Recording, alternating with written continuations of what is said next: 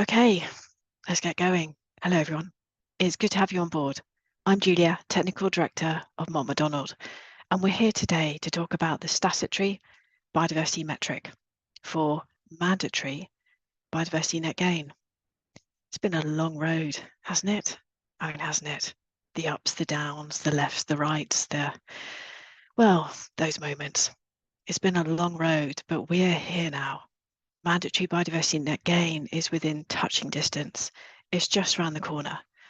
And the first phase will come into effect on the 12th of February 2024. And yes, before you ask, we will double check that date. I know, we will double check it, I promise you. So today is the first of 3 webinars, and my thanks to Defra, Natural England and the Environment Agency and SIEM for all supporting this. It is really, really appreciated. Today is about the biodiversity metric. This Thursday, we're going to go and discuss the policy of mandatory biodiversity net gain. And then on the 7th of February, I cannot wait, we will get into the ins and outs of watercourse net gain. But today, let's start off with some introductions. So today is about the biodiversity metric, the ins and outs, what's the difference between the statutory metric and previous versions, and exactly in legal terms, the difference between a must and a should. To discuss all of that and more, I'm joined by Katie from Defra and Nick from Natural England. Katie. Hi everyone, I'm Katie and I'm the policy lead for the Biodiversity Metric within Defra's B&G team. Prior to working on B&G policy, I worked as an ecologist on B&G in the private sector. Nick. Morning, everyone. My name is Nick White. I'm a Principal Advisor on Net Gain in Natural England. I've been working on issues to do with the Biodiversity Metric and B&G policy for, I think, about 8 years actually now, and on also other things with the B&G standards, etc. So for everyone on the call, welcome. If you would like to ask a question, and please ask a question, use the Q&A function. There's a chat for if you want to say something about admin or contact SIEM, but it's the Q&A function. So we'll keep a watch of the Q&A function. We'll prioritize questions about the metric because this is a webinar about the metric. And we'll get to as many policy questions as we can, but we'll probably keep most of those for Thursday. So keep your questions coming in the Q&A. Right, let's dive in. Katie, we've been here. We have been here before when there's been an announcement, there's been a date. We now have a date of the 12th of February. So will 12th of February be day 1? And I mean, what happens? What does day 1 look like? Yeah, so I can definitely confirm that the 12th of February will be day 1. We've published our commencement regulations last week, which confirm this. So it's as set in stone as it can be at this point. And on the 12th of February, this essentially means that any applications made on or after that date will have a B&G condition imposed on their permission. And that means they have to submit a biodiversity gain plan for approval with the LPA, which essentially outline how they're meeting their B&G requirement for that site. What it doesn't mean is any applications ahead of those dates. So it's the 12th of February for major, and then it's the 2nd of April for small sites. If applied before those dates, then they won't have a B&G permission. And we've also put transitional arrangements in place, which means if they applied before those dates and then they seek to vary their permission by a Section 73 application, they still don't have a B&G condition imposed on them when they seek to vary it, if that makes sense. Yes, and I've just made a note. We will dive into those details on Thursday as well, because there's quite a lot there. But basically, 12th of February, set in stone. That's the main thing. Okay, right. Nick, can you take us through? I mean, it's been quite a journey about the metric, and we'll get into who owns the metric now and everything, but I just think it's important to recognise where we've been and how we've got to this place. Yeah, no, thanks, Julia. And also, I'd just like to take a moment to thank everyone on the call actually as well, because the kind of metrics got to where it is, thanks in large part to the fact that so many colleges and others have been working with it, testing this versions of it, thought to ourselves. The journey first started in 2012 when there was a series of biodiversity offsetting pilots being run around England. At the time, what was described as a metric was published. It was a couple of PDFs, one aimed at developers, one aimed at local planning authorities, that taught people through how you could go about calculating a change in biodiversity value, but there was no kind of calculation tool or anything like that involved. And from that point onwards, up until 2019, what you began to see was a proliferation of different types of biodiversity metrics, all based on that original document that Defra published. So, you know, name check to people like Warwickshire Local Authority, to people like the HS2, Berkeley Group, and various others as well, who all kind of worked with that document, sought to try and improve things a little bit, built their own versions of metrics. And Natural England felt in 2019, so this was before there was an environment bill, any consideration of mandatory net gain.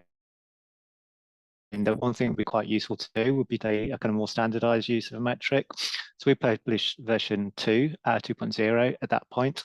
That was swiftly followed in 2021 with version 3.0, version 3.1 just after that, and then in the spring of this year, version 4.0.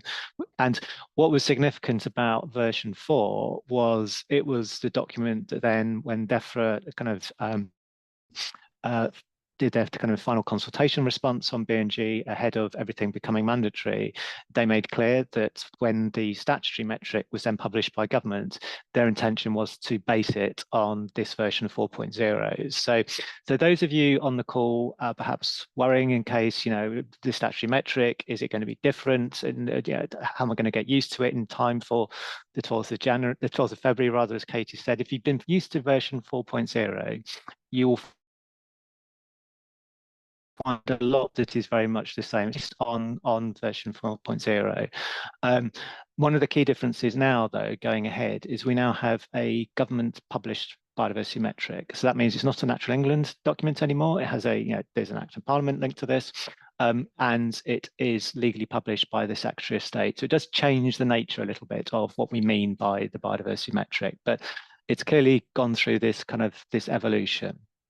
So, so we, as I said, we released as Natural England, working with others, Environment Agency, Forest Commission, and with input and advice from many people on the call, those previous versions up until 4, and then government made clear it was going to make the statutory metric based on 4, but it is a different thing. So looking forwards, so we've got the statutory metric that's now out there now. Anyone can use it. You don't legally have to start using it until the 12th. You can use it now.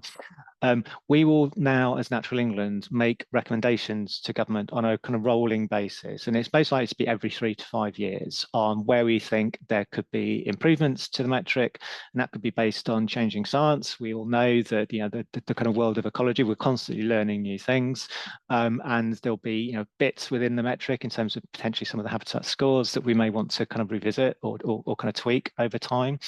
And also there may be some quite practical things as well. So having a metric that's been published as an Excel spreadsheet, on the one hand, it's brilliant because it's quite simple and it means lots of, it's an easy thing for people.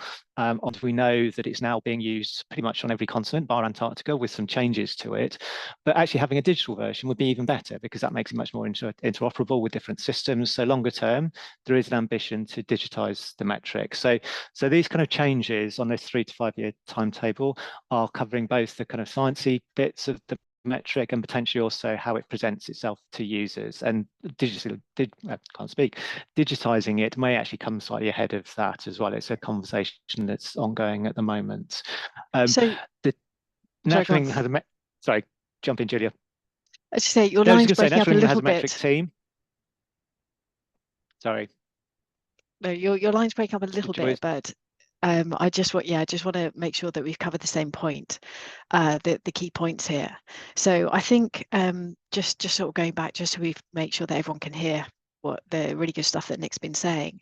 There has been a history, and that history, the number of different publications of the metric, and Nick, you made this really great point, is that has been a process of collaboration with everyone feeding in. And every time we get a new metric, that's because Natural England has listened and has engaged and has taken on board everyone's single comments to work up to this point. The draft statutory metric was based on metric 4, but it's not Natural England's metric anymore. You kind of handed over the baton, and we'll come to this. We'll come to the fact that we're crossing a line on the 12th of February. We're now under mandatory net gain, and it's a different world that we all need to recognise. And actually at the end, Nick, we'll come to more about the future world of the metric and that promise of digital. Exciting. It is 2024, but let's go there.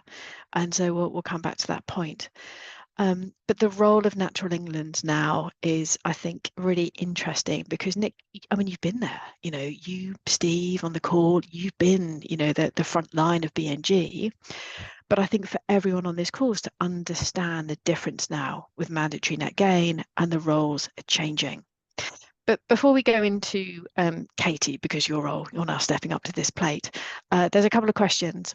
So firstly, someone asked about the watercourse training. It's actually a webinar on watercourse BNG, and it's hosted by SAIM. So if you go to SAIM's website, go to training and events, you'll be able to sign up to it.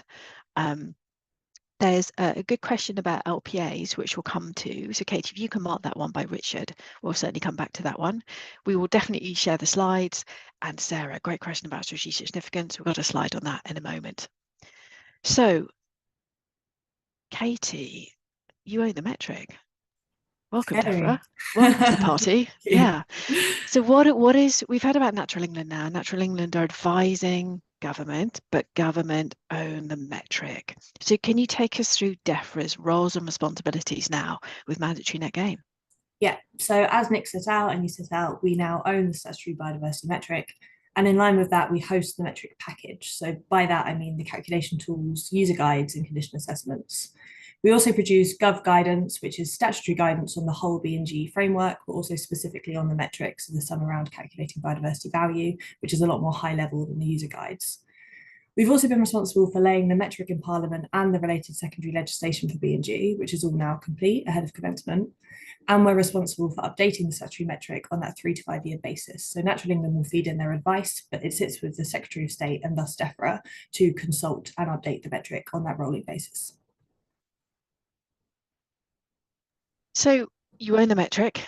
Natural England will give you advice, but it's ultimately your decision about that every 3 to 5 years. I'm interested actually. I mean, can you take us behind the scenes? You know, so we've got an Excel, you know, essentially an Excel spreadsheet and the user guide. And how did you get this to be statutory? And can you just confirm exactly what is that statutory package? Is it just the metric? Is it the user guide? Is it the habitat condition assessments? I mean, what are the legal instruments now? Yeah, of course. So I'll first describe how we made the metric statutory, and then that answers the question around the legal weight of those 3 documents. So as you can see in the highlighted provision from the Environment Act, we have a requirement to lay the biodiversity metric before Parliament, and this needed to be done ahead of commencement of BNG. So to do this, we couldn't lay the Excel spreadsheet as it's an Excel spreadsheet. And obviously there are some quite stringent requirements from Parliament about how you can present information. So we took all of the key information from that spreadsheet and from all of the user guides and put it in something called an ACT paper, which is essentially just a way of presenting information to Parliament to make it statutory. So this contains information on all the data value inputs, so distinctiveness, condition, strategic significance, etc., defines them. It contains all the metric formula, so how we actually calculate biodiversity value, and all the rules and key guidance for the metric, and has various data tables with all the different multipliers for all the different habitats. So it's very long. I think it's about 86 pages of data that we laid before Parliament. But the key thing is that within that, we reference the metric package. So that's the calculation tools, the user guides, and the condition assessments are all referenced within that. And it states that the calculation tool must be used for calculating biodiversity value for BNG. So it has to be used in practice. The regard must be given to the user guides to inform the use of that tool, and that the condition assessments must be used to assess condition. So that's why they have the legal weighting. It's because we put them in that statutory document before Parliament. Okay, so just to be clear, the package, so these are now statutory instruments, is the Excel spreadsheet, which is the tool itself, the user guide, and the habitat condition assessments. They are all statutory instruments, is that right? Yeah, so they're the 3 key documents that are needed to calculate biodiversity values. So that's why those 3 were selected and made statutory through the instrument that is the Act paper. So it's fairly complicated, but that's how they all interlink, and that's how we gave those documents the legal weighting that they needed for statutory B&G. Okay, the take-home message, everyone on the call, is it's the statutory package. So we have the metric itself, the user guide is a statutory instrument, and the habitat condition assessments as well. Like it. Okay. So this, now let's get into the details. In the user guide, which is a statutory instrument now, so it's the user guide, there are rules, right? There are musts in the user guide, and there's these 4 rules as well. But then there's some shoulds, and then there's some principles. Katie, can you take us through, like, what's the legal weighting of each one? Do we have to make each one? What's the difference between the rules, the musts, and the principles, given the fact that this is now a statutory instrument? Yep, sure. So the rules are exactly that, they're rules, and if they're broken, then the metric will be rejected at validation by the LPA. So you probably know what they are, but we mean the trading rules that 10% for each unit has to be distinct, so you can't compensate for area losses for hedgerows, for example, that you have to use a calculation tool, and rule 4, which allows deviation in specific exceptional ecological circumstances. So they are all rules. And then for the musts, if we say must in the user guide, and I will flag at this point that the user guides are currently draft, so we are undrafting them ahead of commencement, and there might be some small variations from stakeholder feedback. But the must in those documents, it means we have a legal basis to require something. So by that, I mean either the Environment Act, the regulations, or the Statutory Metric Act paper. We have a requirement through those documents, so it's a requirement. And then for the principles and the shoulds, this is where we don't have a specific legal basis we're drawing upon, but there is still a requirement to have regard to those user guides. So the methodology should still be followed. It's just a slightly less robust requirement. Okay, so we have the 4 rules, which are effectively a legal requirement. We'll get into the trading rule in the metric in a moment, but it's not just about that 10% that must be distinct. It's meeting that 10% in a way that satisfies the trading rules in the metric. The fact that we got to use the metric as well, yes, I mean, that's one.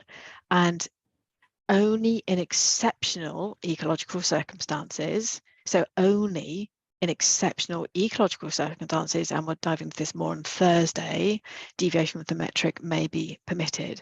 Now, aside of those 4 rules, there's a whole series of musts in the user guide. For everyone on the call, not all of those are flagged in the metric. So you do have to check. And I know that because brilliantly, my colleague here at MOTS actually wrote a checklist of all the musts in the user guide. So my advice, pop open the user guide and search for musts, because there's quite a number of them. And when you go through the metric and it pops up with errors and check flags, they're not all there because, you know, being like must be associated with a couple of things. So you do have to check that. But also as professionals working with Biodiversity Net Gain and principles and the should, Katie, I really like what you said there. It absolutely should be what we're working towards. You know, I mean, there's a benchmark of good practice, if you like, that we should come in there. Nick.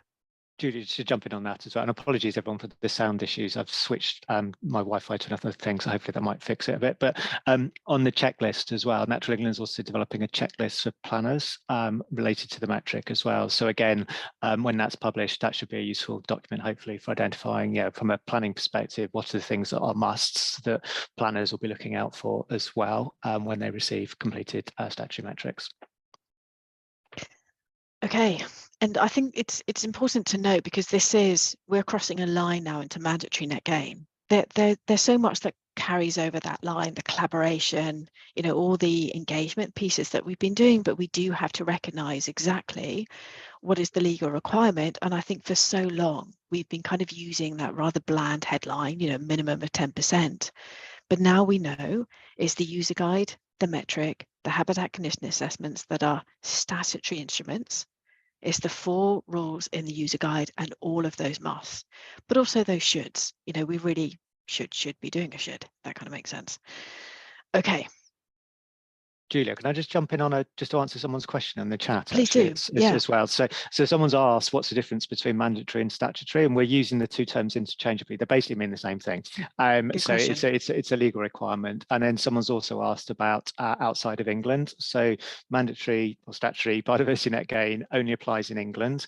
However, people are using the statutory metric and other versions of the metric outside of England as well, and you're free to do that if you wish to. So the question was in Northern Ireland, they potentially could use it there. They might want to adapt it locally, but what we're talking about is specifically an English metric at the use of the metric at the moment. Okay, so Nick, while I've got you, we've had this. We've always had this thing. We've had habitats in the metric, and as ecologists, we've undertaken a UK HAB survey, and they haven't exactly aligned. So they've always been a bit of a translation. And it's kind of like, we haven't even got to the starting block, and there's that professional judgment, the point of inconsistency, possibly.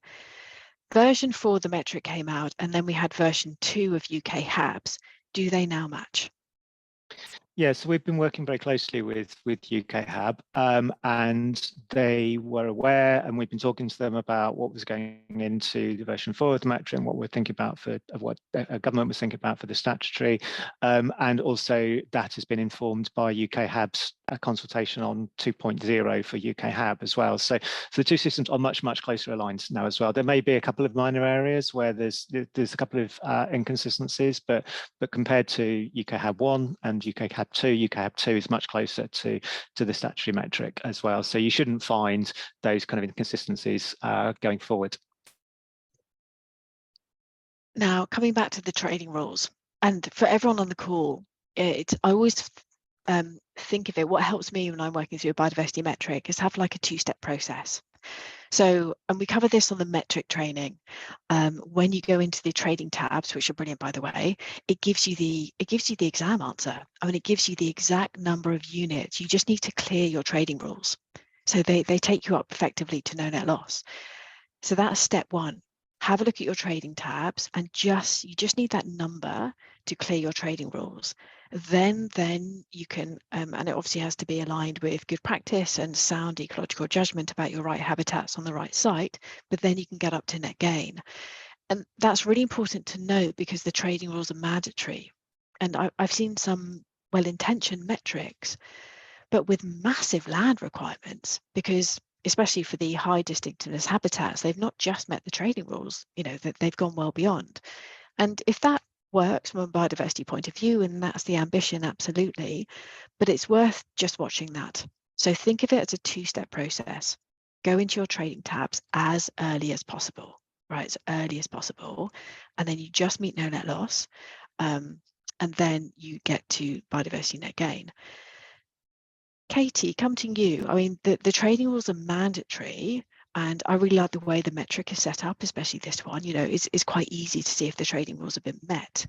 For us, we have to know the ins and outs of, the exact numbers, but what's your advice for reviewers, especially for local planning authorities who's now getting, so many metrics come through the door? Yeah, just as you said, really, I think just use the tool. And we've made it as easy as possible to see where trading rules are not met. And in those trading tabs, you can go in and look at the specific habitat and say, like, you haven't compensated for reed beds on a like-for-like basis. So it breaks it down. And it's really clear in the headline results that's flagged. So hopefully with the error messages and the flags, we've made it super easy for validation and reviewers. So just use the tool as much as possible. And it should be very clear, hopefully. So in a way that there's an initial, anyone could pick up the tool, have a look, and check if there's any errors, and we'll get to, I mean, I think there's might be a few instances when the errors are okay, but essentially you don't need a B&G person, you can just have a look at the tool. Are there any errors, yes or no? Yeah, there's been a lot of work into making sure that the metric's not just for ecologists, it's also for the LPAs reviewing it. So I think making it easy for people who work in planning and don't know all the ins and outs of ecology has been really important in recent work. So hopefully it's a lot easier now. Okay, Nick. Julie, sorry, just to jump in on something on the chat as well. A couple of people have been asking, what do you mean? What is a trading rule? What is various? So just to highlight that this isn't a training session on the statutory metric itself. If you want to find out more about the different components of the statutory metric and do a training course on that, SIEM are running a number of those. So would encourage people who are coming to this completely new to do kind of sign yourself up for one of those training courses, and they'll be able to go through exactly, you know, the ins and outs of how the metric works from basics. This is more kind of just to go through some of the background and some of the changes being made to compared to previous versions of the metric. Yeah, thanks, Nick. I appreciate that. Okay, so the trading rule is mandatory, and the screenshot at the top there, that's a metric that's met all of them. And the metric itself, and I do love the color scheme, quite frankly, you know, it really flags up, you know, in terms of there's an error. But for practitioners using the metric, for those of you who know the ins and outs of the metric, think of it as a two-step process. You've just got to meet your trading rule, and obviously it has to be absolutely founded in good practice for ecological principles and habitat design. But when it comes to the numbers, just meet your trading rules and then get to net gain.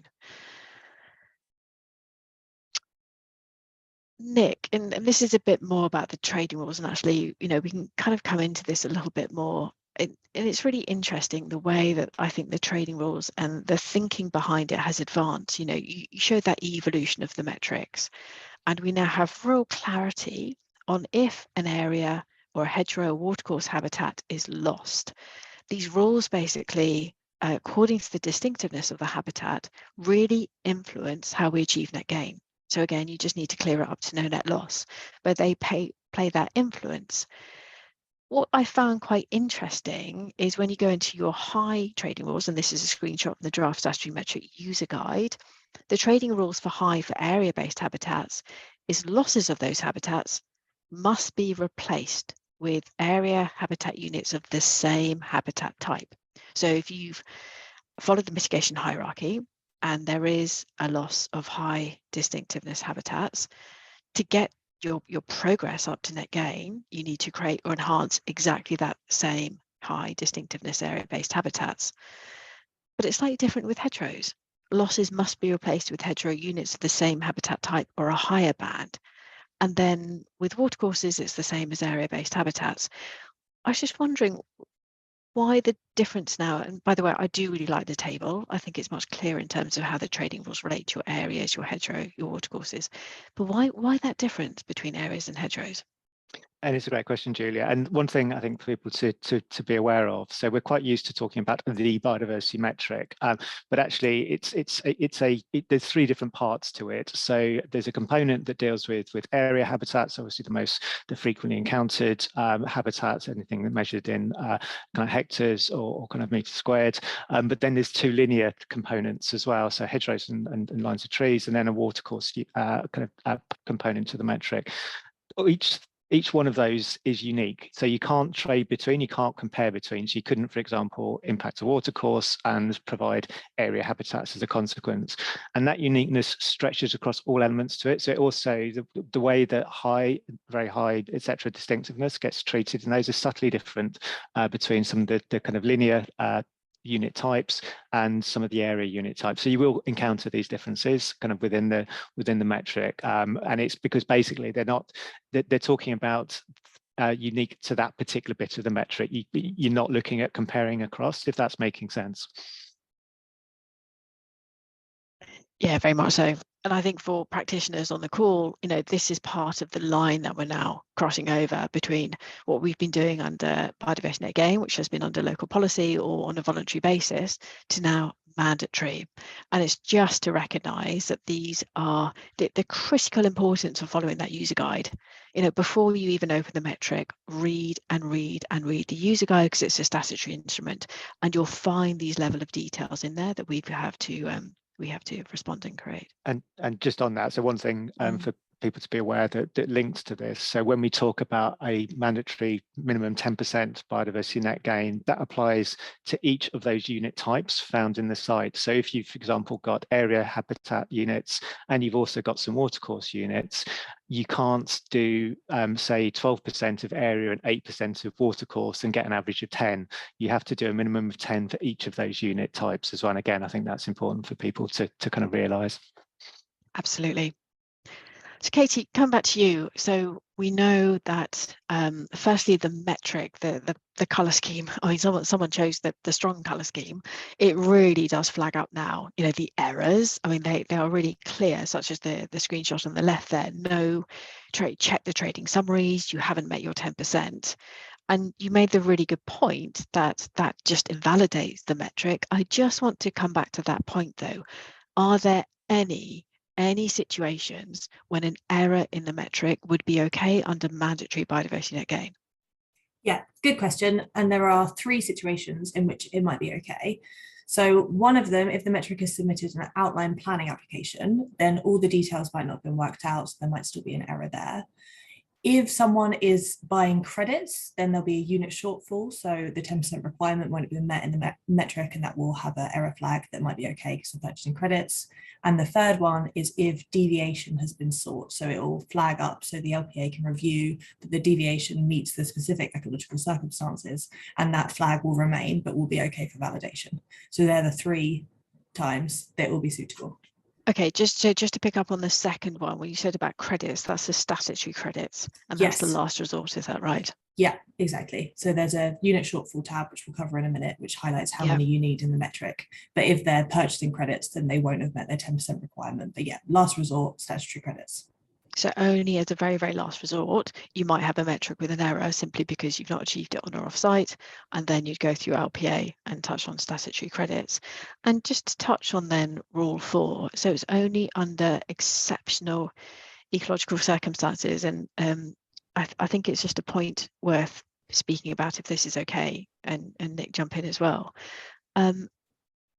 I mean, this has to be, I mean, it can't be the norm, can it? Exceptional circumstances. And I know that there already have been a few discussions, you know, in the wider space about this. I mean, are you expecting this to pop up commonplace, or is it literally going to be 1 out of thousands and thousands? You know, what's the expectation from that? And I really appreciate there are moments when a tweak to the metric has a better outcome from nature. So it's only in that situation where we could apply it. But what's your expectations on this one? Yeah, I think exactly that. They are exceptional, and we've set them out in the user guide. There is a list of these circumstances that will need to be carefully checked to make sure that it does fit them. So it's not going to be commonplace, but we do understand that the metric is a metric, and there might be situations where it's not reflecting the true value of that gain. So that's when they might come into play. Yeah, so just to expand on that, I mean, the type of scenario, for example, is we know around the coast, you're dealing with very complex sort of habitats that are affected by a kind of a range of factors. You may be doing quite a complex kind of managed alignment scheme, and there'll be circumstances where actually the better ecological outcome may mean that you can actually deviate a bit from the metric, both in terms of the ecological outcomes, but also you may be confident that the range of organisations involved have got the skills and capacity to actually deliver the outcome faster than necessarily the metric is anticipating you would do as well. So that would be a scenario where potentially, yes, rule 4 would apply, but as you said, and as kind of Katie reinforced, we're certainly not expecting this to be the norm, and for most cases, planning authorities, if they're seeing these flags, will be kind of rejecting metrics because it's not conforming with the kind of legal requirements. It is an unusual scenario, and quite specific scenarios where we'd expect this to come through as actually you are allowed to. And it's important we do have to build this in, because there are circumstances where you do want to allow people to deviate, but to be very clear that that's not the norm. Yeah, and it's certainly not just because certain things have been running late. It is only, let's just make that absolutely clear, it's only under exceptional ecological circumstances. Nick, to stick with you, there's errors which pop up as red, and an error could be that the data incorrect or dodgy, and it's really great now, the metric is on it. You know, if there's a slight, you haven't matched up your areas before and after development, or an error where you've not met the rules in the metric, and I know that that's been enhanced and I think it's looking really good. But then you have these amber check flags. What is a check flag? Do we have to worry about it? Does it carry any legal weight? it's kind of as it sort of is implied, if you like, as well. It's just saying there's something not quite right in there. It's not enough to kind of invalidate your metric, but there's something you might want to, or we'd encourage you to go back and double check on something as well, because you could still submit your metric. It wouldn't get flagged necessarily as red, and so it wouldn't get rejected. But there's something about what you suggest, what you've set out, that could be improved upon. It's not quite right, if you like. So it's an issue, but it's not a kind of a fundamental issue with your metric. So on the screenshot on the right, I put one in there because I think this is going to be quite typical. So for those of you who know the metric, this comes into the post-development calculation when the metric wants to know the time between your habitat clearance and the start of your B&G activities. So in this one, just for example, people come to site, they clear habitat, construction takes 2 years, and you start your landscaping, your biodiversity net gain after construction. Now, for us, that's a construction program, but the metric is clocking that time as a delay because there's been those 2 years of delay. So Nick, just to clarify that, when it says check your details, I mean, again, it's just saying, are you sure? Have you checked your construction program? And I mean, I guess the local planning authority would want to see the construction program. Is that the kind of thing that it's for?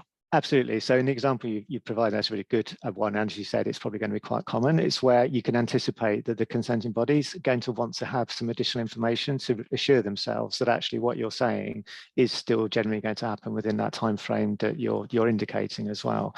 Equally, if you're a landowner and you're claiming that you've created the habitat works early, and many will do as habitat banks, but again, anticipate that someone's going to ask for evidence that you've done that. They're not necessarily just going to take you at your word for that as well. So it's having something that's documented to say, this is where this is where the survey was done, ideally with some photographic evidence, etc. as well.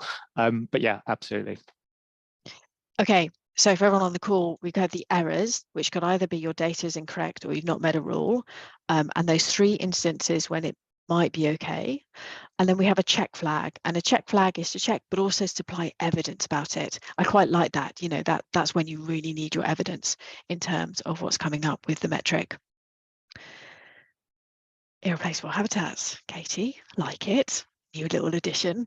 It's so I've just been working with metrics for so long, and you don't know what's in the draft statutory metric. It's like, this is new. So in version 4 of the metric, we had a new tab, which was irreplaceable habitats, and that was the first time that irreplaceable habitats had their moment in the metric. Now in the draft statutory metric, we have the irreplaceable habitat tabs. Everyone, you can see that at the bottom there, that's the blue one. But on the on-site habitat baseline, we have that box that says yes or no. Katie, can you take us behind the scenes, behind the thinking? What's the intention? And yeah, I mean, we obviously have the irreplaceable habitat draft regulations, and there's a consultation coming out later. Yeah, exactly. So we've defined irreplaceable habitats in the draft regulations. So there's a list which at the moment matches the habitats in the NPPF examples, but we'll be consulting on the definition of irreplaceable habitats towards the end of this year. And then at that point, we might extend that definition and include more habitats. But for the metric, it now really clearly asks you to say whether your habitat is irreplaceable in the main tab, as well as drawing over to that irreplaceable habitats tab. So for example, if you have a woodland, there's the potential for that to be an irreplaceable habitat for all woodland types, because it could be ancient woodland. So it just allows that really easy identifier. So LPAs can look and it clearly flags up that that habitat is irreplaceable. And then all of the details are in the tab. So it's just, again, making it super obvious. And so we come to this, and then we've also got the irreplaceable habitat tabs as well. So is the point to really be clear and not, obviously trying to avoid irreplaceable habitats as much as possible, but we do get developments that have irreplaceable habitats within the baseline. Is that the intention here, just to make it visible, just to have that clear narrative about irreplaceable habitats within the biodiversity net gain metric? Yeah, as they can't be compensated through the metric in the same way. So they're so valuable that any impacts to them you wouldn't be able to get proper compensation for. So that's the difference. And that's why we've modified the B&G requirement in relation to those habitats through that legislation. So it's just drawing them out, making sure that they're not being dealt with through the metric, and everyone's properly recorded their irreplaceable habitats on their site, so that there is that different approach for them. And it's what I still liked about this, and we've got it in the draft statutory user guide as well. If there is no loss or deterioration of an irreplaceable habitat, those habitats can be enhanced as part of the B&G solution. Is that correct? Yeah, exactly. So we wouldn't ever want to stop people enhancing some of our most valuable habitats. So that can still be done through the metric, and you can get some really great gains from doing that if you have them on your site. You just can't have any impacts to them through B&G. And I think that's such a lovely flip. For so long, irreplaceable habitats, ancient woodland, the only thing that we've talked about really in terms of development is that they're a constraint. But what you're doing is that you're saying, no, they can be part of your B&G solution. And it's such a flip of that entire narrative.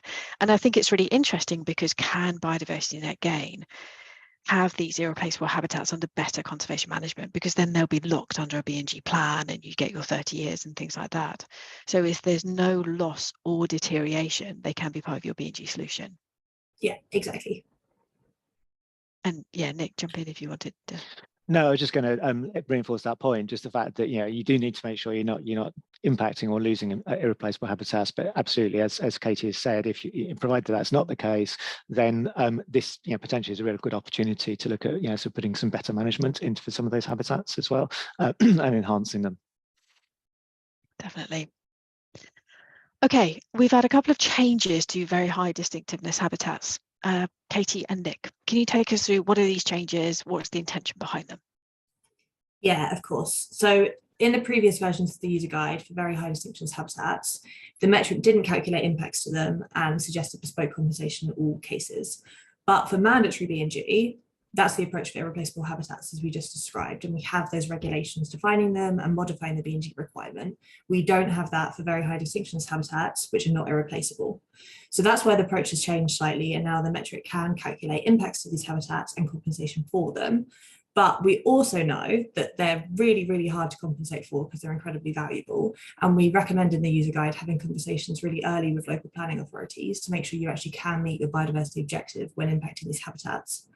In line with that, we also wanted to keep the status quo from previous metrics. So there is an option for bespoke compensation, but we've set some rules around this in the user guide that didn't previously exist. So previously for bespoke compensation, there were no rules set, and we had some feedback from LPAs that this was leading to some quite negative outcomes for very high distinctiveness habitats, as there were no rules around their compensation. So we've set these out now, and it's that the biodiversity objectives still must be met.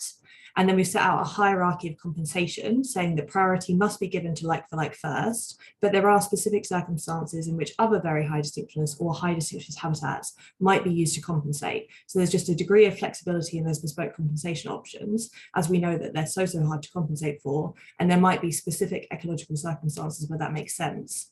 So that's the reason for the change, and just again to flag that we will be consulting on irreplaceable habitats, and potentially in that consultation some of the very high distinctiveness habitats could become irreplaceable. So when we update the metric, just to flag there might be a change there, and it could be they get sort of absorbed into high distinctiveness or irreplaceable habitat categories. That's pretty fundamental, isn't it? I mean, that's a big thing.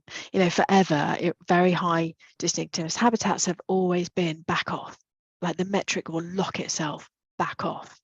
And it feels, this is such a fundamental change now because we don't have that in the metric. It does allow that calculation of units. So it's not that it allows the door to that conversation about, well, if we're losing it, but it's not as, I'm just conflicted because it's not as clear.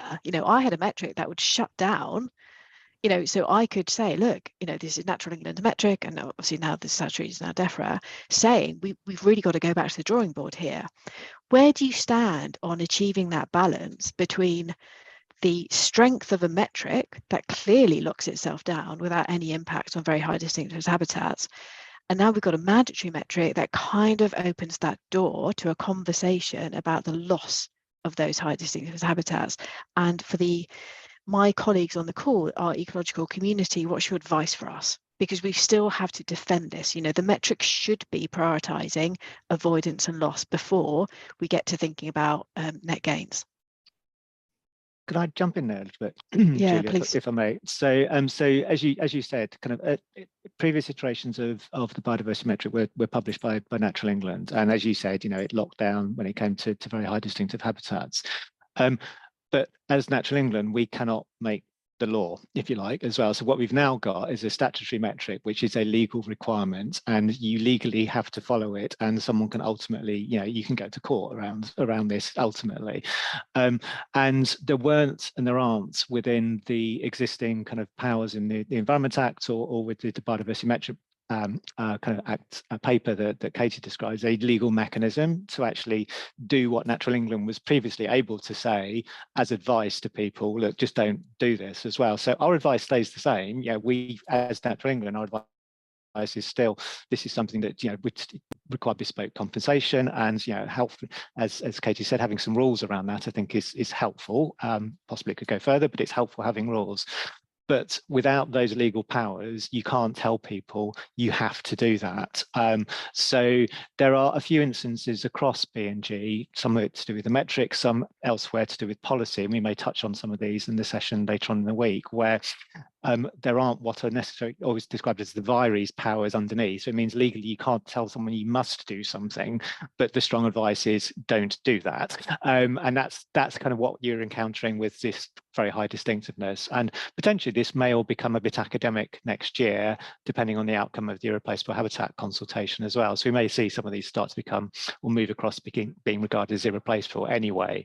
But it hinges on this question of, is there a legal power somewhere to be able to enforce a must? And this is an instance where that's not quite possible. Yeah, and I really, really appreciate that. It's just that, especially for the ecologists and for the Biodiversity Net Gain practitioners, when we're on the front line, we rely a lot, and we started to really rely on that metric to flag up, the really high trading rules. By the way, that's our very high distinctiveness woodland. That's going to be 10, 20 hectares to create, and so we go back to the drawing board. But particularly for high distinctiveness habitats, it gave that level of protection that we didn't have before. And it's not a taking a step back, but it's a change that's going to have impact. And I do understand, and Nick, thank you for clarifying that point about pushing the law and really seeing what can we legally do. And it doesn't take away anything about the work that we will do to protect these habitats. I just think it's important to acknowledge the impact of this change in the metric. No, I agree. And I think I would still point to the fact that it still talks about bespoke compensation. So you could still argue and say, actually, Natural England said on the call that it may require bespoke compensation. Yeah. Exactly. It's just, we don't also want to end up with people being put in positions where they're potentially having a discussion with legal advisors to projects. So they're saying, you have to do this, and then suddenly discovering, actually, there's not a legal way of enforcing that. So it's a difficult balance to strike. But yeah, so that's why the change. But absolutely, professionally, judgment wise, in terms of talking with other practitioners, other colleagues within projects, don't encourage people to go there and encourage. No, of course not. Of course not. And of course, now it's and Steve, I'll bring you in a moment, but now the emphasis is on us to say, well, is it bespoke compensation, or is it okay to get to a net gain? And there are certain moments when that's quite clear cut, but there's going to be grey areas as well. Steve, welcome. So firstly, Steve, can you introduce yourself? And for everyone on the call, Steve has unfortunately been a little bit unwell, but Steve, thank you for joining us in the moment. Do you want a quick introduction? Yeah, thank you. I'm the principal specialist working in Natural England's Chief Scientist Directorate, and I've worked with Nick for the last umpteen years on developing the various versions of the metric. And Julia, I just wanted to come in at this point, because not only has there been this sort of change, and we've got the vires that Nick was talking about and so on, but what hasn't sort of changed is the risk multipliers and things and the way they work within the metric. So whilst there is still that choice, there is still a strong disincentive towards sort of those numerics, and also a sort of reinforcing of the mitigation hierarchy because of those sort of difficulty multipliers and the time to target multipliers within the metric. So the metric does kind of still help to steer development away from those sort of aspects. And reinforce the mitigation hierarchy at that point. So it's just to flag that.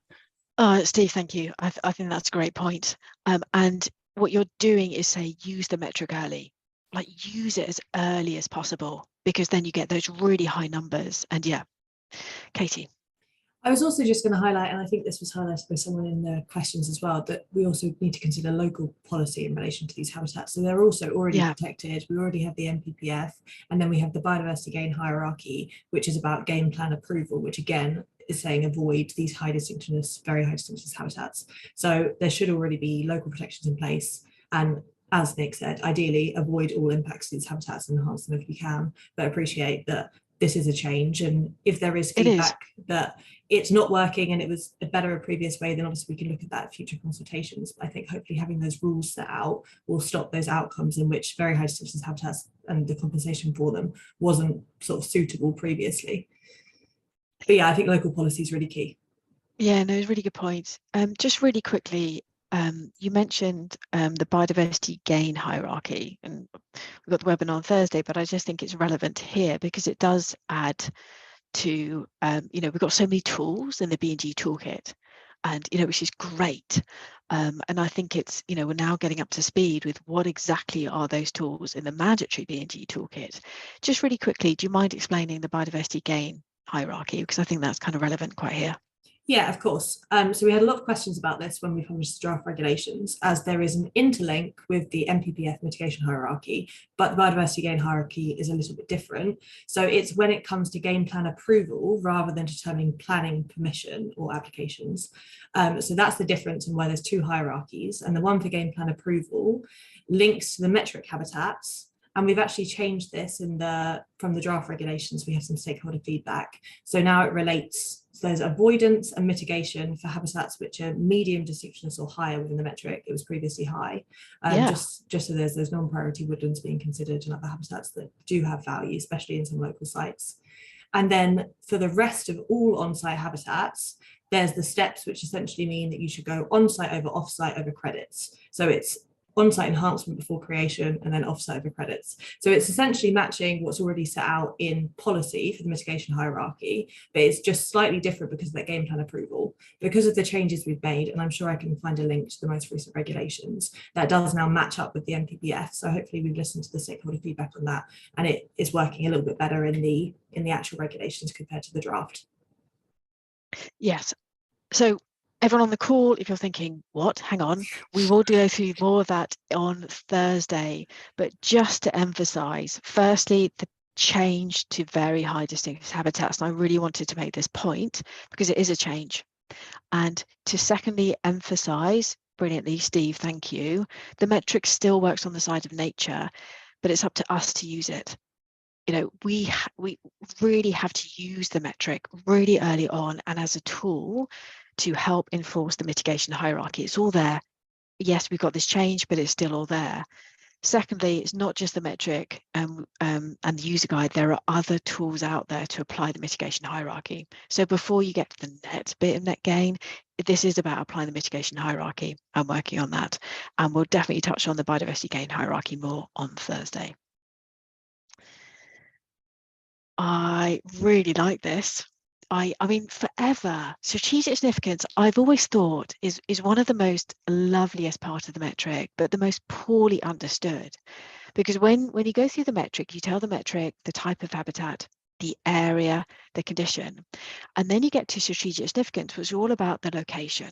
It's that habitat in that location, is that strategically important for conservation? And it's such a lovely addition to the metric, but it was always in the that's a bit too difficult, and much as the user guide was great, it didn't really give us loads to go on. And Nick and Steve especially, thank you, because you really helped us navigate that when we ran the metric training. But now it's really specific, and someone did ask a point about this in the questions. So Nick, can you take us through the intention? You've clearly linked high strategic significance with local nature recovery strategies, and they're obviously in process at the moment. What's the intention? And then we'll get to advice for LPAs. So those of you who've been around for a bit will may remember Professor John Lawton's report about, bigger, better, more joined up, and the idea that actually if we want to help nature and we want nature to recover, we need to be creating, restoring nature to landscape scale, better connecting places, joining them up as well. Local nature recovery strategies, part of the Environment Act, so they're intended to locally start to map out the actions that locally will help deliver, the outcomes that are most needed in that place to help recover nature. So there will be about 50 of them across England. And what Biodiversity Net Gain provides an opportunity to do is it's a mechanism to help deliver some of those as well. So with the metric and the strategic significance score, what it's saying is that actually if you're delivering an action in this particular place that locally has been identified to say that's what's really needed here to deliver outcomes for the nature recovery we're looking for, then it gives you, it rewards essentially. So it gives you this little uplift in terms of the amount of biodiversity units you can provide as a landowner for delivering those particular types of actions. So it's trying to nudge you to deliver the things that are needed locally in the places that they're needed locally, if that is making sense. Definitely. So it works in the baseline, but also really works in the post-development. You get more units for the same area of habitats if it's in and out of a local nature recovery strategy. And actually, it can make a difference, Nick. I mean, we've tested it with a couple of habitats, and you get a lovely uplift simply because your B&G habitats is within a local nature recovery strategy. So it's a pretty good nudge. What's your advice to local planning authorities? Now, I want to go to that second bit, or where there is no published local nature recovery strategy and the habitat type is mapped and described as locally ecologically important within a specific location, within documents specified by the relevant planning authority. So we know that local nature recovery strategies are in process. So if there's not one, this has to be document specified by the relevant planning authority, and I mean it's 20 days till day one. What's your advice? I mean, not just from day one, but from going forward with this. Yeah, so this is a conversation we're having with planning authorities, and obviously longer term local nature recovery strategies will come along that provide a kind of more uniform basis, and that will be consistent and everyone will be using those, but we're not there yet. The first ones are being developed, but they won't be ready in 20 days, for example. But there are, and there have been for many years now, existing local plans and strategies like biodiversity opportunity areas, biodiversity action plans, green infrastructure strategies, etc., catchment management plans. And what we're saying to planning authorities is that identify which are the ones that you want to kind of people to kind of base their assessments on as well. So which are the ones that you really want people to focus on. In an ideal world, they will have published or drawn ecologists, landowners and others' attention to the fact that locally, for the purposes of B&G, please refer to documents X or Y. That won't always be the case. So where you can talk to the local authority and say, look, are you happy with this? If we use this particular document, most local planning authorities operate what they describe as a pre-application advice service, which is where they can have a conversation with a developer before any kind of application is submitted. Would strongly advise people to take up that opportunity as well and say to people and say to the authority, look, you don't have an LNRS in place at the moment, but you do have this, whatever this happens to be. We're thinking of using that to inform our would you be supportive of it? And it's just to make sure that when you come to actually then submitting your proposal or you're setting yourself up as a habitat bank, you don't encounter a situation where the planning authority turns around and says, actually, we don't recognise that document. So it's just trying to make sure that they're on the same page as you are. In most places, I don't anticipate you having any issues whatsoever, but do have that conversation and just say, look, until we've got the LNRS, are you comfortable with us using this in this local area to inform these kind of strategic significance scores? Yeah, and I really appreciate pre-app advice. For the it's tricky, and obviously there's so much. We'll touch more of this on Thursday about local planning authorities and working their way through Biodiversity Net Gain. But the local planning authorities that we've approached for pre-app advice, specifically on B&G, it's been such a great conversation. We just all, you really get that collaboration. And we absolutely say, we're thinking about these particular documents for strategic significance, and, it's really that engagement piece. And I think especially this year, as we're all getting up to speed with B&G. So it's a really good suggestion, Nick, in terms of strategic significance, but also just, what is biodiversity net gain, and make sure it's aligned with what exactly do local planning authorities expect and want. The other thing you can do as well as kind of users of the kind of metric calculation tool. So the calculation tool, it has a notes section within it as well. So you can also, and I would encourage people to do this, to say if you are applying this, just to make a note to say, actually, we've done it and we've based, we're doing it and we've based our uplift on this particular document here as well. Just so, again, it's transparent. That will go across to the planning authority, so they'll be able to see as well, what you're referring to, if you've not had an opportunity to have that earlier conversation with them. Yeah, and I think especially for our job, our job in industry, when you submit a biodiversity metric, is to really make it so easy for local planning authorities to understand, what's been where and how things go. So the more that we can do that in a concise, digestible report, but also in the metric, for those of you who know it, there's like a notes column, and really make that point as well. Okay, Katie, we've mentioned this. Can you take us through this new kid on the block for the draft statutory metric? For the first time, we've got a tab that says unit shortfall calculations. It's got this tier mechanism, but not much information in the user guide. I mean, seriously, not much. Can you take us through what is it, how do we use it, and what's the intention behind this? Yeah, sure. And noted that the user guide could do a bit more information around this. So we're republishing for commencement, so we can look at that section. But for the unit shortfall calculations, it's just that it's saying how short you are on units for each habitat, and that will be how many credits you need to buy. So the statutory credits, which you mentioned earlier, which is the last resort. This is broken down by tier because the credits are priced in different tiers.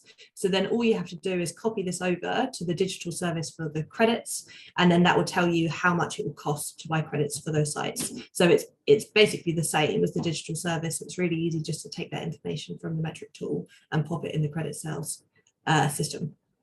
And when does that credit system go live? I'm assuming on the 12th of Feb. Is that right? I'm looking at Nick and he's nodding. Yeah, so the because it's Natural England. It is, yeah. So just so people know, Natural England will be running both the credit sales service and also the Net Gain National Register as well. Both of them will go live on the 12th with commencement. And basically, yes, you wouldn't necessarily, I would be very surprised if anyone could buy credits on the 12th. The reason for that is you need to provide evidence that you've not been able to find something in it, because they are intended as a last resort. They're deliberately expensive. So financially, you don't necessarily want to buy them anyway. And they're deliberately priced like that to encourage people to try, if you need them, to get offsite, to go to the offsite market. And if not locally, then possibly further afield. Before you go to credit. So you will need evidence to come and before you can go ahead and buy them. But as Katie said, this is just there to help you identify if you do need credits, how many you need. But please, please, please don't use this as a thing of saying, oh, I'm only short of X number of units. Yeah, design your scheme ecologically in a way that's most sensible. Don't kind of chase numbers using this. This is purely there to help you identify if you do need to ultimately go to credits, how many credits and of what type you need. And it's such a good point because it's not easy, but there might be a temptation to, just like you say, follow the numbers. But if you follow the rules and the principles in the user guide, and we absolutely still have our good practice principles for biodiversity net gain. Someone emailed me the other day about them actually. They are fundamentally about biodiversity net gain is about habitats. Follow the mitigation hierarchy, creating and enhancing habitats. The metric influences that. The metric's a great tool to use as early as possible. And we need the metric to demonstrate the 10%, and it does come with rules. But this is about development that leaves biodiversity in a measurably better state than before through creating wildlife-rich habitats. And it's interesting one, isn't it? I mean, we've kind of failed fundamentally if the policy of statutory credits is successful, if that makes sense. There's this like complete dichotomy in between of what is a successful biodiversity net gain in terms of development, and then if everyone's buying statutory credits, there's a problem here. Yeah, I mean, just to be clear, if Natural England ends up selling loads of statutory biodiversity credits, something's gone wrong. That's not the there is an insurance, if you like. So it's a scenario where you've done your best, you've tried everything that's ecologically sensible on site. You can't, for some reason, find somewhere locally or further afield off site to meet that. Then in that point, legally, you have to achieve net gain. So you risk your development then being completely stuck. So it's there to deal with that particular scenario. We anticipate it may happen to begin with a few times, just because it's going to take a while for the kind of market in provision of off-site biodiversity units to kind of get going. It's already actually a lot of it's already happening. So some of our initial fears are perhaps not going to come to fruition.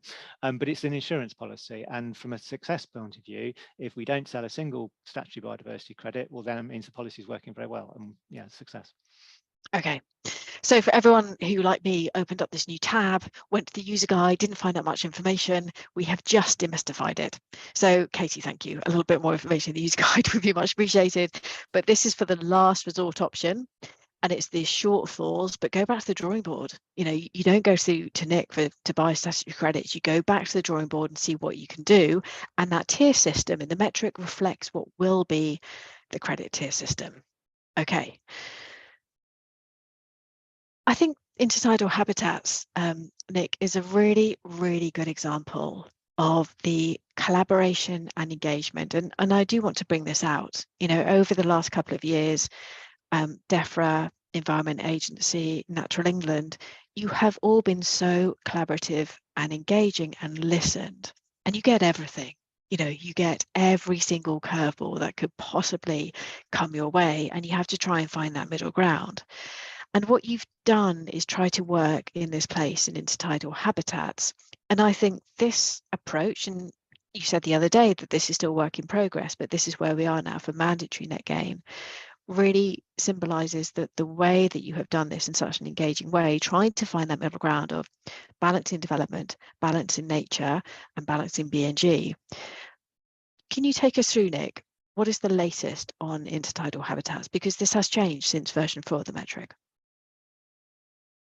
It has, and as you said, I mean, so one of the things, a couple of things to bear in mind. Firstly, the intertidal environment is a very dynamic environment, and it has different aspects to it compared to the kind of more terrestrial side. Also, as kind of ecological practitioners and developers operating in that space, the idea of a metric came along slightly later than for many other people as well, because it wasn't included on that earlier timeline I talked about with the original Defra metric. The consideration of intertidal only really came forward when the Environment Bill came forward, and because it extends down to mean low water. So that was when the kind of metric began to try and catch up with that. So since that date, we've been working very closely with key stakeholders, both developers and environmental consultants and NGOs in that sector, trying to get values right. So all values within the metric are averages. So it's assuming an average of how long this habitat is going to take. We recognise that some of the science is still kind of debatable around intertidal in particular. It can vary very heavily depending on the level of kind of expertise of organisations involved in that space. And typically, these are big, complex projects with organisations with a lot of knowledge engaged in them, because they've often had to go through planning in their own rights. They're kind of managed realignment schemes, etc. So what we've tried to do is to say, in response to some of the earlier consultation feedback, that intertidal wasn't quite capturing properly the kind of values that projects could generate and habitats were generating. We've made some changes within the statutory metric, which we're keeping under review. So we'll keep these under review and revisit them when we do the next uptake. But essentially what they are is that if you are a project that is looking to enhance but it's currently of low value. Typically in the past, we've always said we need to treat that as enhancement. There was no evidence that there was a kind of prior, there's no kind of. Nick, I think you're breaking up a little bit. Residual habitat evidence, or you haven't got any kind of bits of salt marsh on the site. What we've changed is that actually, because the coastline's quite dynamic. I think Nick's breaking up a little bit. Steve, I don't know if you're there, or Katie, do you want to jump in, or I can just summarise the main change? Yes. And apologies, the Zoom just threw me out. Can you hear me again? Sorry about that. So we know there are instances where you've got like coastal change as well. So if there's historic mapped evidence dating back, I think it's to 1850, sorry, to say that this used to be kind of an intertidal habitat, you can take a changed approach. You can say you're enhancing rather than having to create habitat from scratch there as well. We've also allowing for the fact that as habitat providers as well, you can also say that actually you're creating the habitat faster than necessarily would have been the case elsewhere. So you can apply the advanced creation rules slightly differently than you would do for non-intertidal habitats. This is reflective of some wider BNG specific changes to intertidal as well. So the way that protected sites get dealt with it for intertidal habitats is also slightly different under Net Gain than for terrestrial. So we are producing an advice note for planning authorities about some of the changes that are specific to intertidal, but there are a few things to bear in mind. But it's in summary, it's just to reflect the fact that it's a complex dynamic environment. Not all the evidence is as robust as we'd like it to be. So we're taking we're conscious we do need to do more research. We're keen to get other people's feedback and experience on creation or enhancement of intertidal habitat, so we can get we can look at the values. But in the meantime, we're giving slightly greater flexibility in the intertidal space than for non-intertidal. I really think this works really well. I mean, obviously intertidal habitats are incredibly specific in terms of where they are and what they are, but what you've done, and I think it says, if your works result in a restoration of intertidal habitats that once was there, the metric's going to be on the side, because, as long as you can prove it. And I think you're right, if currently there's areas of medium high or very high distinctiveness terrestrial habitats, you can't just ignore those. But as long as you can say, in the past, there were these intertidal habitats that we want to restore, the way that you've set out the metric, okay, there's a baseline of low, very low intertidal, you're going to enhance them so you don't get the whack of the multipliers under creation. It works really well. I've piloted this on a couple of projects, and I think we can get some really lovely intertidal enhancement or habitats because of this. So I'm with you, Nick. I think it would be really great to say, okay, we've hit a ground here, which is mandatory net gain, and you've come to a place with, we've now got the date of mandatory net gain. This is better. I mean, this is a step forward, but let's continue this discussion and let's see where this goes. I mean, but I really think this is a step forward. I mean, that's really positive to hear. And all I'd say on that as well is clearly, our role is now to, as we were saying earlier, to make provide advice into government going forward around the metric and any changes. So we would be really keen to hear people's experiences, particularly around intertidal, more generally across everything on the habitat, on the metric, but particularly on intertidal. Do feed that through to us, and we'll be working with that and making future recommendations to Katie and colleagues in government as well. So so people who are using it in the intertidal space, we'd love to hear from you. Yeah, absolutely. Okay, Katie. I love this graph. This slide when you sent it through. I was like, gosh, really? Didn't realise. We will share these slides, absolutely. Can you summarise just a really key point? And when you sent this slide, like, there's a lot and it's not exhausted either. So can you summarise the main things? Obviously, you're now the owners of the metric. So what are the main changes, and any hints in terms of the actual statutory metric as well? Yeah, of course. And just to flag that we will actually be producing guidance on this as well. So you don't have to rely on this slide. There'll be a list, like a change log of all the changes from 4.0 to statutory, and we'll be providing some guidance on how to copy over from 4.0 to the statutory calculation tool. But just to summarize this, so there are some corrections from 4.0 which have changed unit values.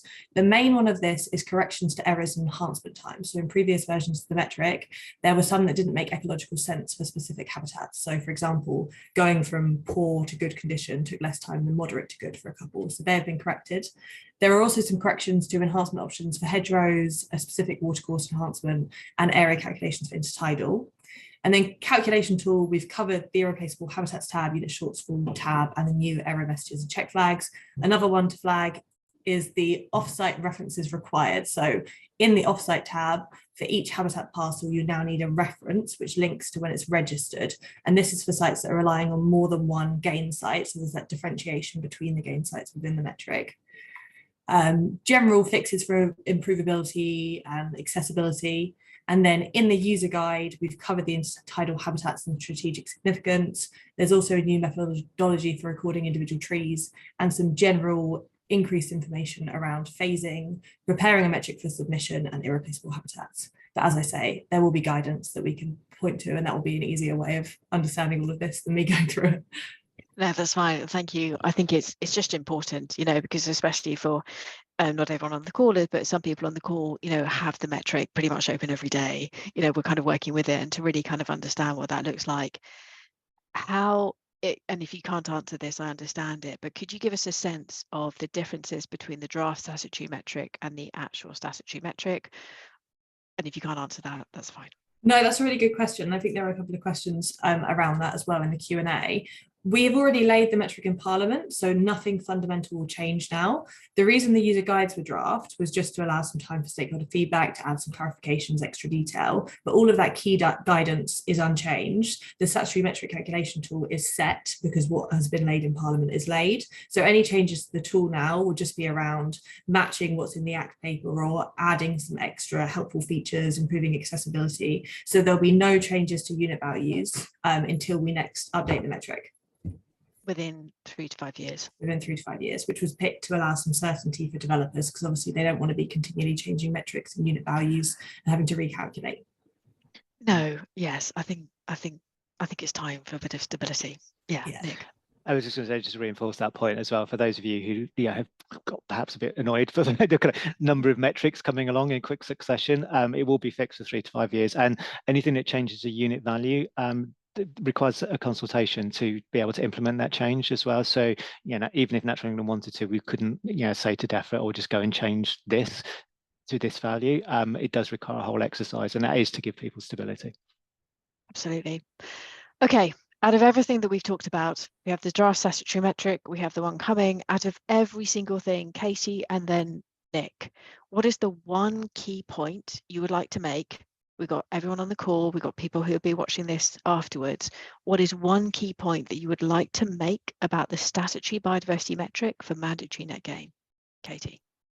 I think I'd like to highlight the tool in calculation tool, because it is just that. It's a really great tool, hopefully really helpful. We're certainly very happy with it, and hope you are too, but it does need to be backed by sound ecological advice. And luckily that's where you come in. So throughout the user guide, it states that you need to have ecological justification, that you should be looking at the specific site details. And that's going to be so important in actually achieving gains over 30 years, is making sure they're backed by that advice, and that you're advising on the habitat management and monitoring, which is adaptive for those 30-year agreements.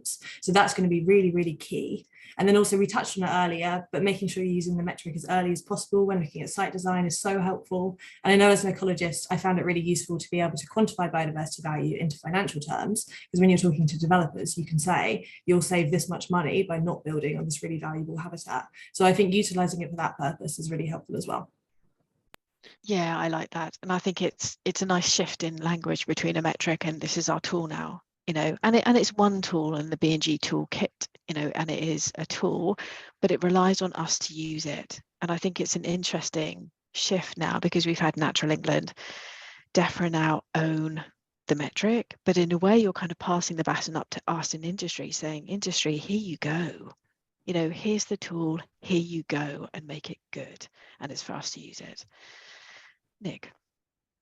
So mine would the first point would be echo the point Katie's just made, and I think you made earlier as well, Julia, about is using this as a design tool at the very, as early as possible, really. The second one is kind of not necessarily directly metric related, but if you can humour me for a second. So what the metric will tell you is it gives you a predicted outcome. So it's saying, right, okay, taking all these various risk factors in mind, this is the likely outcome that this project is going to achieve over time. The metric itself obviously doesn't deliver that outcome. That's down to, you know, ecologists, people working on the grounds, landscapers, gardeners, whoever, delivering those particular outcomes. So I think it's bearing that in mind, is that, you know, these are habitats that need to be managed and maintained for 30 years and ideally, you know, for longer than that as well. So you're thinking about that in terms of what's realistic for your design to start with, but also actually, have you now thought through, and are you thinking through how that management monitoring is going to take place as well? So it needs to happen. So the metric guides you, it gives you an indication of what, you know, it thinks is possible, kind of how many units that would generate. It doesn't tell you how to then go and manage and deliver that. And I think that's, you know, the role the ecologists come into play, actually quite critical in this, you know, kind of making sure you provide sound advice to people so that these outcomes can actually be delivered and realistic, you know, benefits to address the nature crisis are actually achieved. Yeah, absolutely. And what's lovely, and I always love this about Biodiversity Net Gain, it's a team sport. You know, we need, yes, the ecologists, landscape architects. I mean, that's the ideal, you know, is when we have that kind of team BNG, you know, the engineers, the architects designing schemes with less habitat clearance, and then that real team emphasis, and that metric is kind of like helping us guide that through. But obviously, you're absolutely right. It doesn't design wildlife-rich habitats. So, actually, just go back one slide. No, future metric plans. Nick, you touched on this earlier, but really quickly, because I want to come to that final point as well. We're going digital. Is that what I heard? We hope to. So yeah, this will obviously entail quite a lot of work, and before people kind of, there will be, you know, one of the things we need to do is kind of train people to make sure they were familiar with their digital version. But yeah, I mean, we recognise that having something in Excel isn't ideal, and that, you know, there'll be so much more potential opened up if you have a digital version available. We're also conscious that there are products out there that have, you know, are digital versions of the calculation tools. So at the moment, yeah, you have to submit the Excel spreadsheet. You can't submit in any other format. But yeah, we're keen to explore digital opportunities and talking with governments and others about that as well, because that, you know, provides potential benefits both from accessibility, security potential as well. So yeah, it is something that's very much under consideration at the moment. Okay, so within 3 to 5 years, we'll get advice from Natural England. So everyone keep feeding that in. I think the more that we can collaborate and can engage, keep feeding that advice to Natural England, and then Katie, over to you in terms of 3 to 5 years, and watch this space for future metric plans in terms of going digitally. Right. Okay, final point, and then if there's any key messages or questions that have come up that haven't been answered yet, we can come to this. To come back to this, if you like, the passing over the baton. So Katie, you own the metric, but you're giving it to us in a way. You know, you've published it for a tool for industry to use, to come to you first and then to Nick. You know, this is about biodiversity net gain, and government sets the rules. And I think we have such a place in industry to take that and say, okay, what's the benchmark? What does good look like? Now, that's our job in industry. We do that. We have our professional standards. So when it comes to biodiversity net gain and keeping that, what I hope we're going to keep that collaboration spirit and everything that we've been doing with that. In Defra, what's your wish for us in industry to play our role in terms of not just the metric, but with biodiversity net gain? Yeah, so I think what you said around good practice, best practice is going to be really important, and sort of being collaborative and sharing that among industry is going to be really, really helpful, especially with like legal agreements, securing sites are brand new, habitat management and monitoring plans are new. Trying to share and work out what works for each site is going to be really, really important. And then on top of that, just echoing what we've already said, but BNG is over 30 years, and shifting to a sort of long-term practical view is going to be really important. So on site, both the landscape architects and the ecologists making sure that what's proposed is feasible over that 30 years, and also sits with the recreational use of sites, because obviously they'll have probably higher visitor use compared to off-site. And then for off-site, landowners and ecologists working together, making sure it's suitable for that specific site and that adaptive management is in place, because we are dealing with climate change. We don't know what the site will look like over the next 30 years. So making sure you're reviewing that management and making sure you're meeting those aims is going to be really, really, really key. So I think it's just the shift to long-term thinking and making sure what's proposed is achievable. It's also going to be really important. Yeah, and that is quite a shift.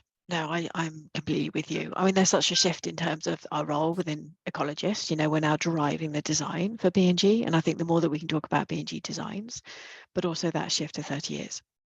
Nick. So I think, and again, this has been touched on. So what the kind of metric guidance sets out, and going back to the musts and should, etc., it's kind of describing that, the legally you have to do the following. But absolutely, as you said, then there's all sorts of scope to then advance practice and say, actually, no, we want to do better than the legal minimum. We want to do best practice, and what can we collectively as professions do to encourage that? So don't lose sight of the existing kind of best practice principles have been published. They still very much are valid, and people should still be referring to them.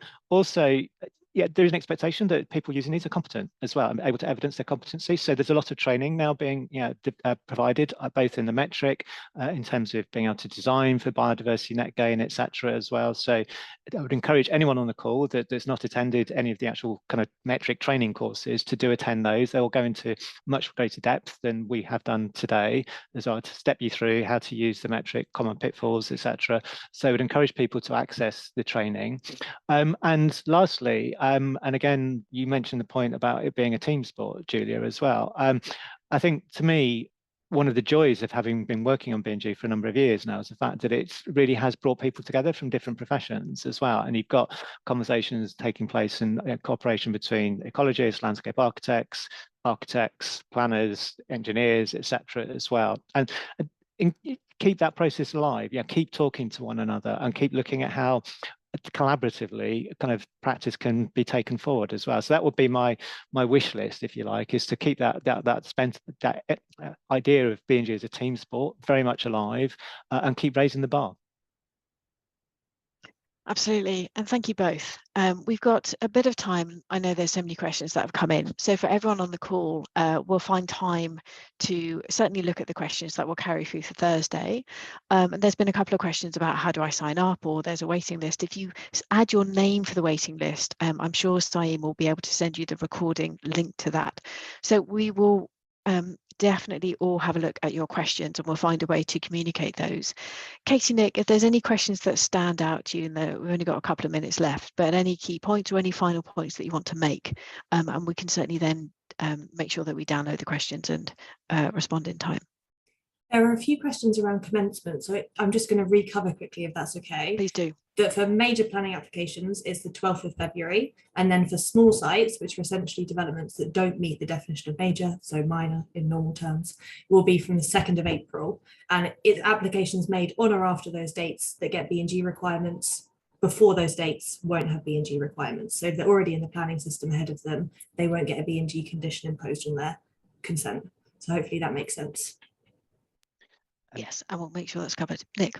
Kind of linked to what Katie just said as well, there's also been some questions about the status of kind of current versions of metrics as well. So so once BNG commences, so from the 12th of February for major developments and from the 2nd of April for minors, then legally the only metric that you will be able to provide both as as a developer is the Statutory Biodiversity Metric. And landowners should be, if you've already kind of baselined on earlier versions of metrics, I would strongly advise you re-baseline using the same information in the statutory version. You'll probably find it's the same value in many instances, but it's worth doing that double check.